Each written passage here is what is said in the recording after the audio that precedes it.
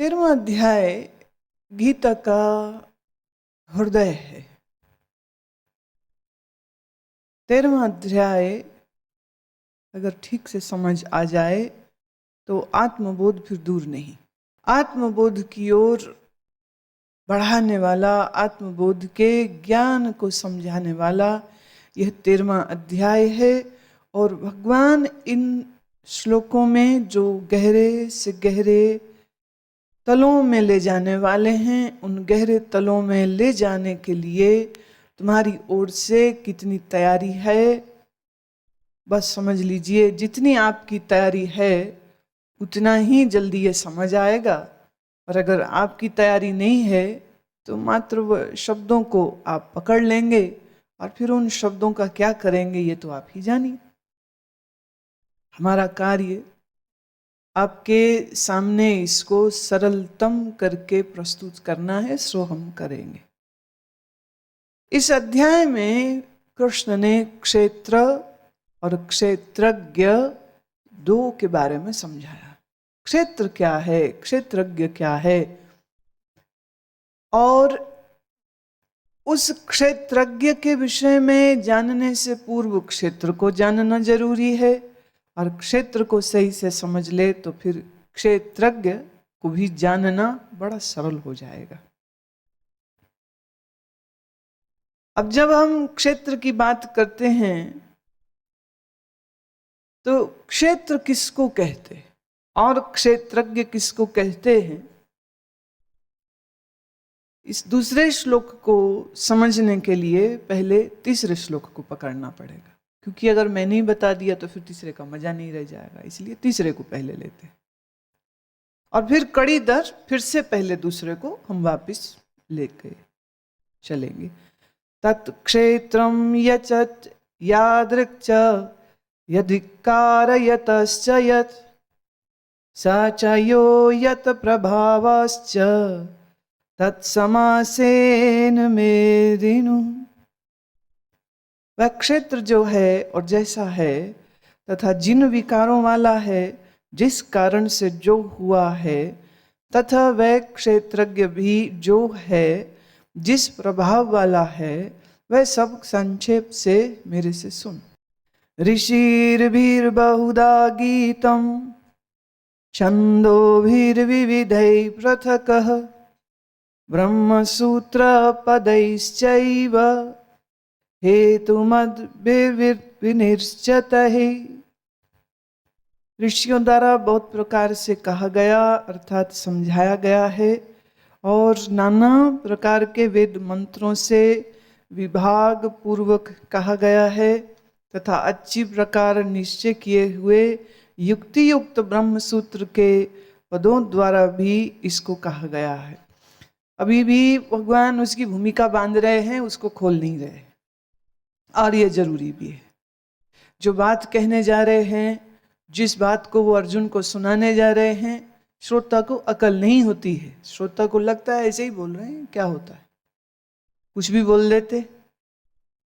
तो कृष्ण जैसे वक्ता को भी इस बात को बार बार बार बार कहना पड़ रहा है कि जो ये मैं बात कहने जा रहा हूँ, ये ब्रह्म ऋषियों के द्वारा जानी गई, समझी गई, तत्वज्ञानियों द्वारा जानी गई, समझी गई, और ब्रह्म सूत्र में भी इसी की चर्चा है। ब्रह्म सूत्र क्या है?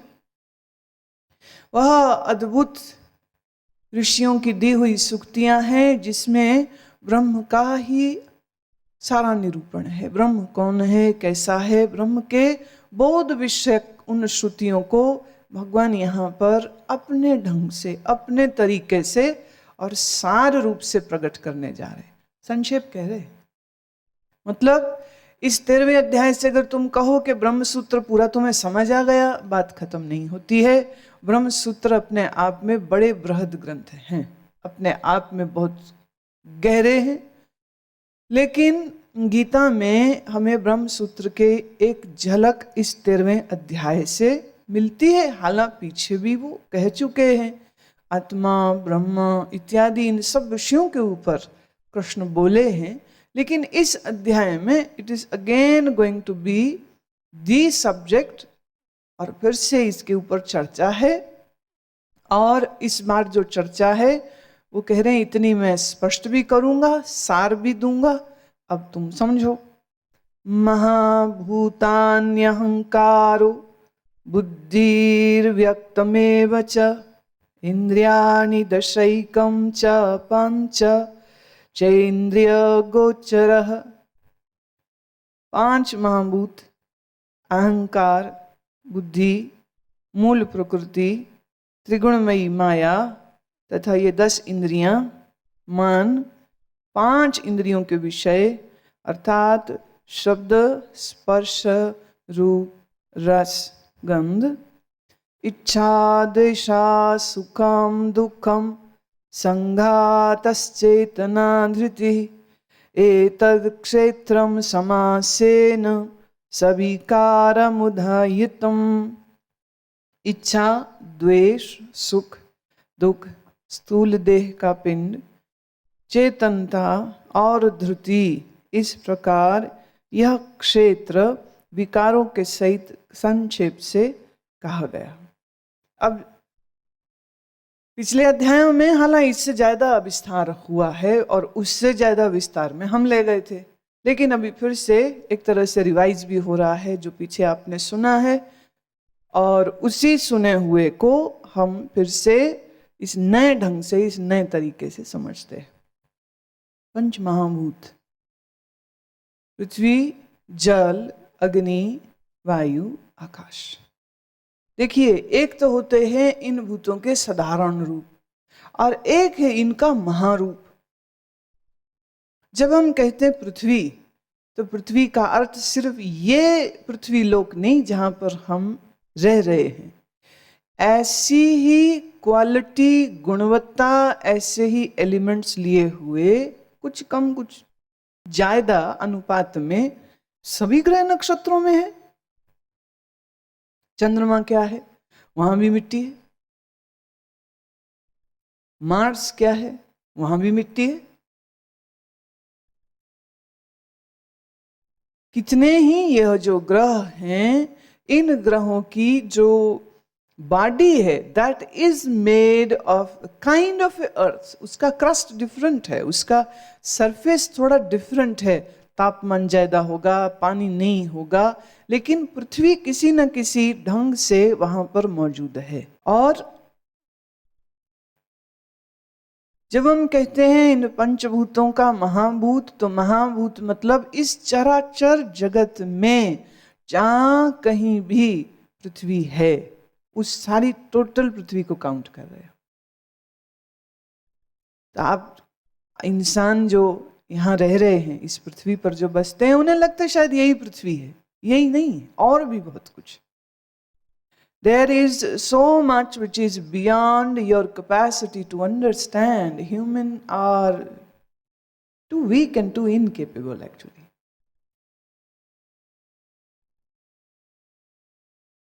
बहुत कमजोर है, बहुत बहुत बहुत कमजोर है, और व्यर्थ में अपना समय खराब करता रहता है, व्यर्थ की चीजों में समय खराब करता है।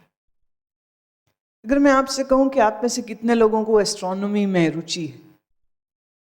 किसी को नहीं। क्रिकेट, स्पोर्ट्स, सिनेमा, पॉलिटिक्स, ये है आपका रुचि का विषय। और ये जो इतना अनंत जगत फैला हुआ है, इस जगत में क्या कुछ है और कितना अद्भुत है। कभी कभी तो मुझे लगता है तुम लोगों की उम्र देखती हूं तो मतलब तुम्हारा क्या बोले ना, चलने का टाइम आ चुका है, और अभी तक तुम्हें इस विश्व में, इस संसार के बारे में ही कुछ नहीं पता। क्या है शनि ग्रह, सैटर्न, क्या है मार्स पर, क्या है बृहस्पति पर, जुपिटर हम किसको कहते, ब्लैक होल हम किसको कहते, गैलेक्सी किसको कहते। घर की रसोई में और पड़ोसियों की बेवजह बकवास में तुम लोग घुसे रहते हो, रिश्तों की बेवजह बकवासों में घुसे रहते हो। ये इतना सुंदरतम विशाल संसार है, इसके बारे में तुम्हें न तो इच्छा है, एक तो होते ना इच्छा हो, वैसे इच्छा हो तो सब पता भी लगता है, यहां तो इच्छा भी नहीं, इंटरेस्ट भी नहीं। तो जब हम कहते हैं पंच महाभूत, तो महाभूतों में पृथ्वी, जल, अग्नि, वायु, आकाश का जो बड़ा रूप है, बिगर पिक्चर, उस बिगर पिक्चर की हम बात करते हैं। उस समय हम ये इस पृथ्वी पर जल की, इस पृथ्वी पर जितना अग्नि है, या इस पृथ्वी पर जितनी वायु है, या इस पृथ्वी पर जितना आकाश है, हम उतने भर की बात नहीं करें। पंच महाभूत का अर्थ जिन महाभूत से ये चराचर जगत हुआ है, उस जगत की हम बात कर रहे हैं। और जगत कितना बड़ा है। आपके शहर में अगर कहीं कोई प्लानिटेरियम हो तो उस प्लानिटेरियम में जरूर जाइएगा, और स्कूल के बच्चों को एक्सकर्शन पर ले जाते हैं बस भर के, या तो तुम सबको बस भर के दिल्ली के प्लानिटेरियम में भेज दें ताकि तुम देखो। पर मेरे को याद है एक सज्जन मेरे साथ कलकत्ते के प्लानिटेरियम में, पुरानी बात है, गए, और वहाँ बाहर बड़ी भयंकर गर्मी थी, जैसा कलकत्ते का मौसम होता है, गर्म और चिपचिपा, ह्यूमिड, हॉट। और ये प्लानिटेरियम था एयर कंडीशन, और सीट थोड़ी जो रिक्लाइन हो जाती है, तो पूरा वो कोई आधे घंटे का, उसमें स्क्रीन छत पर होती है पूरी, और आप स्क्रीन को देखने के लिए अपनी कुर्सी को थोड़ा झुकाते हैं। तो आधे घंटे के इस खूबसूरत शो के बाद जब हम उठे तो ये सज्जन खर्राटे मार रहे थे वहां पे। क्या हो गया? बोले इतनी बढ़िया ठंडक, इतनी बढ़िया कुर्सी। और चूंकि उन्होंने अंतरिक्ष को समझाना है, तो in the beginning for 3-4 minutes it's just pitch dark, एकदम अंधेरा है, तो अंधेरा, ठंडक, कुर्सी, और वो सो गए। मैं अच्छा भाई, बहुत अच्छी बात है। नजदीक से नजदीक जो तारे हैं, बात करें ना तो बस बुद्धि हैरान रहती है। जिन तारों को आप देख पाते हैं उनकी रोशनी को पृथ्वी तक पहुंचने में 4 साल लगते हैं, और वो भी लाइट स्पीड से 4 साल, 1,86,000 किलोमीटर प्रति सेकेंड की गति से रोशनी चलती है। और इतनी गति से तारे की रोशनी चल रही, और तो जाकर के तुम्हें दिखी है। तो 4 साल लगे। ये नजदीक के तारे हैं। जो दूर हैं, किसी को 10 साल, किसी को 20 साल, light years, not our years, अनुपात ही बदल जाता। कितने तारे, कितने सितारे, कितने नक्षत्र, कितनी आकाश गंगाएं, ये सब कुछ जिससे बना है वो पंच महाभूत क्या है? ये क्षेत्र का हिस्सा है। क्षेत्र बता रहे हैं कितना बड़ा है। और अहंकार, बुद्धि और मूल प्रकृति, त्रिगुणमयी माया, ये 10 इंद्रियां, महाभूतान्य अहंकारो, महाभूत, बुद्धि और अहंकार। अब जब यहाँ हम भूत को ले रहे हैं उसके महान रूप में, तो मन बुद्धि को भी उसके महान रूप में ही समझिए। माइंड कौन सा? The macrocosmic mind, the big mind. और बुद्धि किसको कह रहे हैं? The macrocosmic intellect. कौन है जो इंद्रधनुष में रंग भर रहा है? कौन है जो सूर्य को अपनी धुरी पे घुमा रहा है? अग्नि का गोला जिसने बनाया है? कौन है जिसने ये सब डिजाइन किया? वो आर्किटेक्ट कौन है जो इतने से स्पर्म, इतने से वीर्य कण के अंदर पूरे मनुष्य का डीएनए भर देता है? पूरी जिंदगी में वहां क्या होने वाला है, क्या होने वाला। और अजब बात, तुम्हारे दिमाग बाद में बनते हैं, रीढ़ की हड्डी पहले बनती। किसने डिजाइन किया? किसने तुम्हारे शरीर के अंदर की ये नस नाड़ियों का जाल बना? किसने तुम्हारे अंदर ये अलग अलग ग्रंथियां बनाई, उनके जोड़ बनाए? और कभी तुम मनुष्य की आंत को देखो तो देख के उसमें भी हैरानी आती, इतने से स्टमक, आमाशय के नीचे ये तुम्हारी बड़ी और छोटी आंत 32 फीट लंबी। क्या, किस तरह उसको बनाया, किस तरह उसको घुमाया, किस तरह अंदर सजा के रख दिया है। और तुम्हारा मस्तिष्क, इसमें इतने तंतु हैं कि अगर इन सब तंतुओं को जोड़ दें तो पूरी पृथ्वी के 4 चक्कर लग जाएंगे, शायद उससे भी ज्यादा। तुम्हारे सीने, तुम्हारे फेफड़े में ये जितने एल्वियोलीज हैं, इन एल्वियोलीज को अगर हम जोड़ दें तो 4 टेनिस कोर्ट जितना एरिया बन जाएगा। 4 टेनिस कोर्ट जितना एरिया।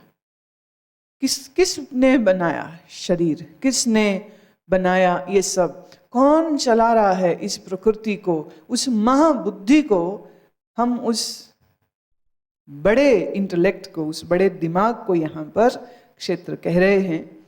अहंकार, बुद्धि और मूल प्रकृति। प्रकृति है त्रिगुणमयी, रजोगुण, तमोगुण, सतोगुण।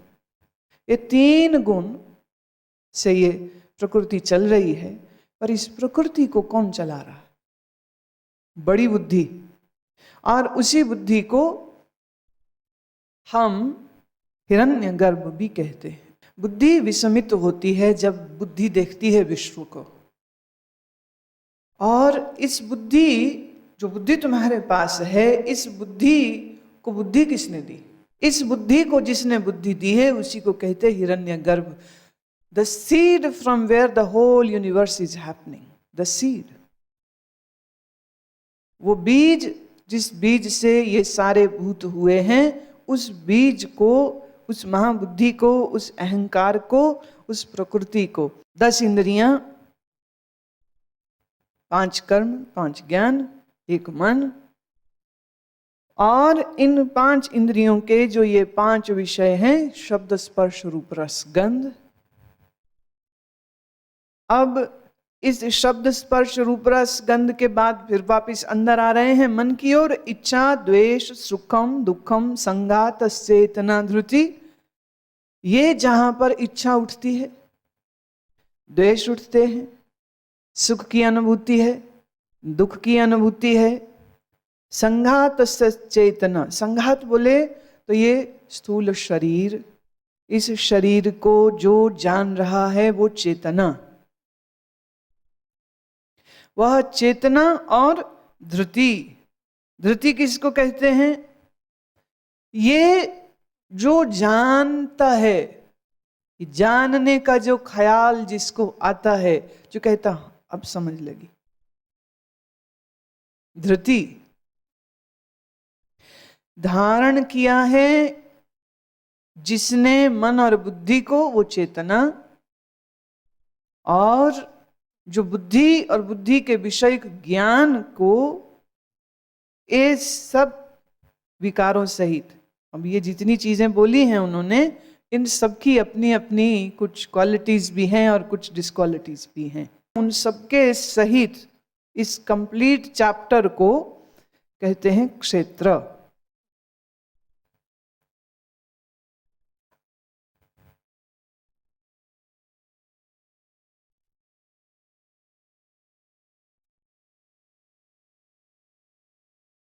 अभी वापिस चलते हैं फिर उसी दूसरे श्लोक पर।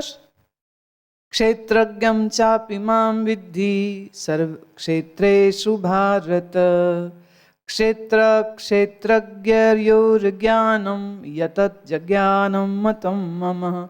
इस क्षेत्र को जो जानता है उसको कहते क्षेत्रज्ञ। देह है, मन है, बुद्धि है, पंच विकार, पंच विषय, पंच महाभूत, मन, बुद्धि इत्यादि, कौन, ये सबको कौन जानता है? मन में उठी इच्छा, द्वेष, मन में आए सुख और दुख, इसका बोध किया मन ने। पर मन का बोध किसने किया? इच्छा जगी, सुख हुआ। इच्छा जगी तो दौड़ आई, दौड़ आई, चीज मिल गई, सुख हुआ। और अगर नई चीज आई हाथ में तो दुख हुआ। और जिस किसी ने बाधा बनाई उसके लिए गुस्सा आया, उसके प्रति द्वेष आया। तो ये इच्छा द्वेष का खेल जिस मन ने खेला, इस मन के खेल को जिसने देखा, उसी को कहते क्षेत्रज्ञ। क्षेत्र यूं समझो जैसे एक खेत हो, एक तो हुआ खेत, ये हुआ क्षेत्र। और इस खेत पर जो खेत का मालिक है, जो चल रहा है,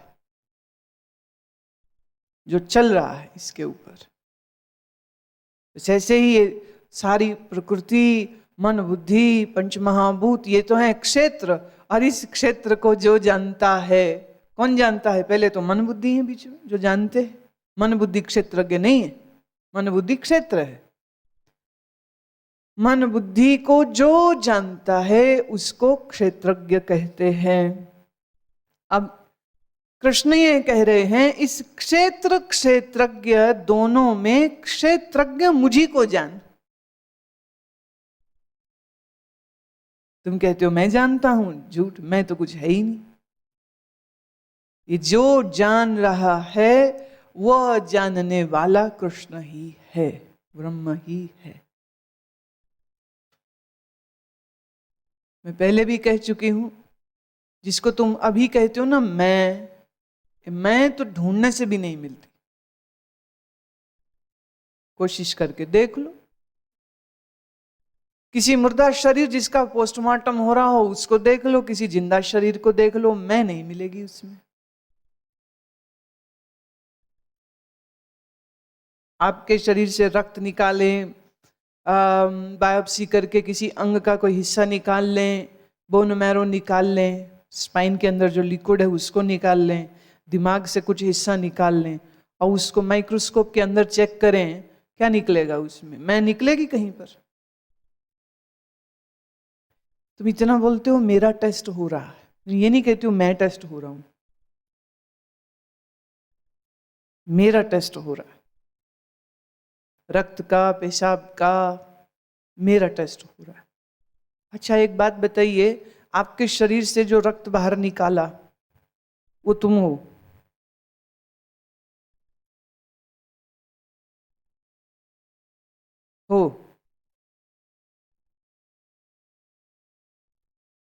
जब तक मूत्र शरीर में है तुम कहते हो ये मैं हूं, जब मूत्र शरीर से बाहर निकल गया तो भी बोलते हो ये मैं हूं, तब कहते हो गंदा है। जब तक रक्त शरीर के अंदर है कहते हो मैं हूं, ये मैं हूं, हाथ में हूं, पैर में हूं, सिर में हूं। पर जब खून बाहर निकल जाए तो भी बोलोगे मैं हूं, तो कहते हो गंदा है, हटाओ।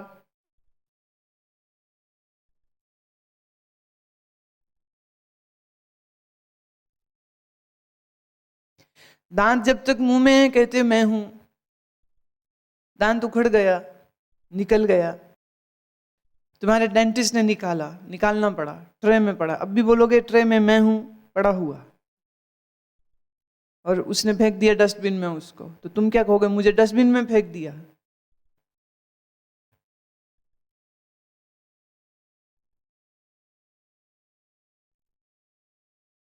हड्डी टूट गई, किसी की एक्सीडेंट हुआ, डॉक्टर ने खोला और हड्डी का जो टूटा हुआ टुकड़ा वो बाहर निकाला, उसकी जगह स्टील का रॉड डाल दिया, तो जो टूटी हुई हड्डी है वो उसके चूरा या टुकड़े वो तुम्हें ट्रे में डाल के दिखाता, भी ये निकला और ये रॉड हमने अंदर तुम्हारे डाल दिया। तो वो टूटे हुए हड्डी के टुकड़ों को क्या करोगे? संभाल के घर ले आओगे? कहोगे फेंक दो? शरीर क्या है? सप्त धातुओं से बना हुआ ये शरीर क्या है? अस्थि, मांस, मज्जा, रुधिर, इस सप्त धातु से शरीर बना है। इसको तू कहता है मैं, तो ढूंढो मैं कहां? ढूंढो, मुंह खोल लो, दांत मिलते हैं, जीभ मिलती है, मांस मिलता है, मैं कहां? और मन को तो फिजिकली तुम ढूंढ भी नहीं सकते हो, बुद्धि को तुमने आंखों से कोई देखा ही नहीं। जब कोई तुम्हें ये कहे कम अकल, तो तुम पूछो उससे, भाई आपने तोल के देखी मेरी अकल? किसकी एवज में कह रहे हो कम अकल? कोई बोलते नहीं बड़े बेटे को बहुत अकल है, भाई 2 किलो है, 4 किलो, 6 किलो, कैसे कह रहे हो बहुत अकल है? बहुत अकल है।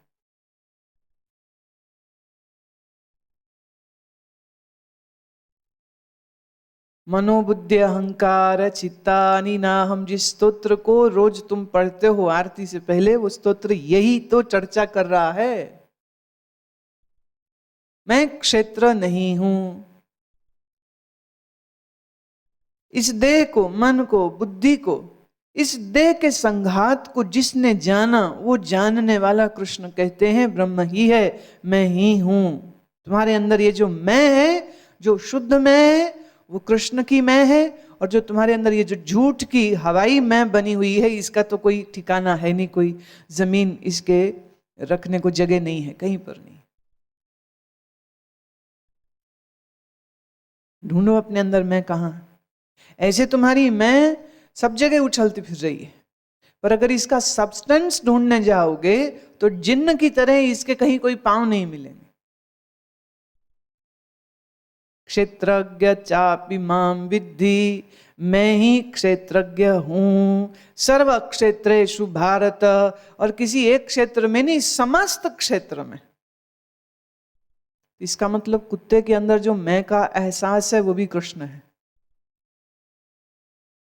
कीड़े के अंदर जो मैं हूं का एहसास है वो भी कृष्ण ही है, वो भी ब्रह्म ही है।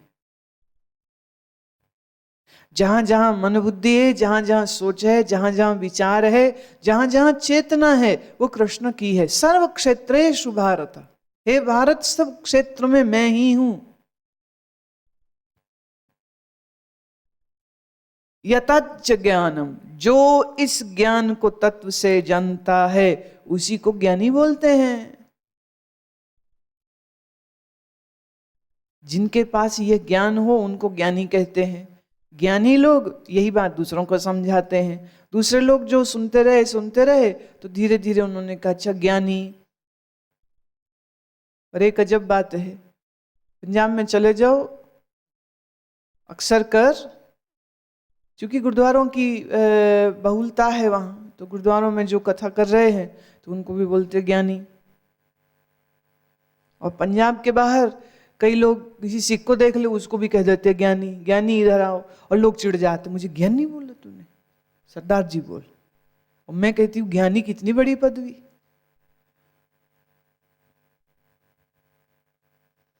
पर बात वही है, तुम शब्द नहीं, वो शब्द किस भाव से कहे जा रहे हैं तुम उसको देख रहे हो, तो वो अपमानजनक लगते हैं लोगों को।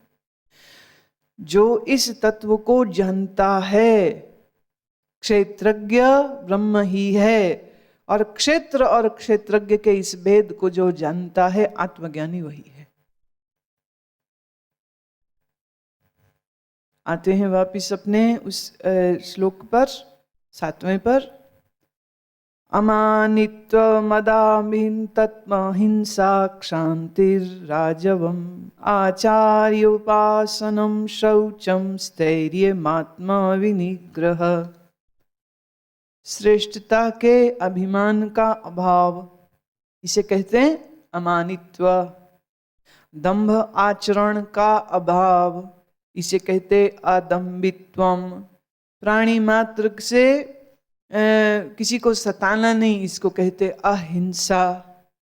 क्षमा का भाव है तो इसे कहते क्षांति।